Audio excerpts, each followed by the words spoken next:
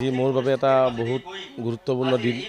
আজি মই দেউতাক মোৰ এনেকুৱা লাগিছে যে দেউতাক মই জীৱিত আজি অৱস্থাত পাইছোঁ আৰু আজি এই উন্মোচনী অনুষ্ঠানত আজি সত্ৰীয়া সত্ৰৰ সত্ৰাধিকাৰ শ্ৰীযুত নাৰায়ণদেৱ গোস্বামীদেৱে আজি উন্মোচনী কৰে পিতৃৰ আপোনাৰ প্ৰতিমূৰ্তি। লগতে দেউতাৰ যিবিলাক লগ বন্ধু আমাৰ যিখিনি ধৰক 60ৰ ঊৰ্ধৰ যিখিনি আমাৰ দেউতাৰ আমাৰ গাঁৱৰ মানুহ হওক টাউনৰ মানুহ হওক আজি গোটেইখিনি মানুহক এটা সম্বৰ্ধনা আমি এটা দিছোঁ।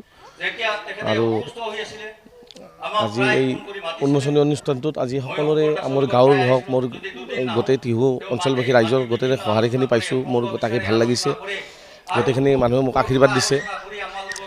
আৰু বিশেষকৈ ক'ব গ'লে আজি দেউতাৰ গাড়ী দুখনো আজি মই ভালকৈ এই দুখন সংৰক্ষণ কৰি ৰাখিছোঁ, দাদা আৰু মই।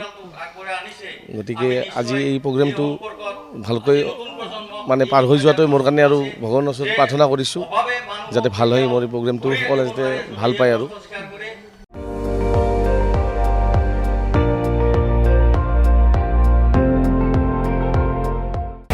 আপুনি চাই আছে ND24, সৰ্বশ্ৰেষ্ঠ নহয় সৰ্বোত্তমৰ দৌৰ।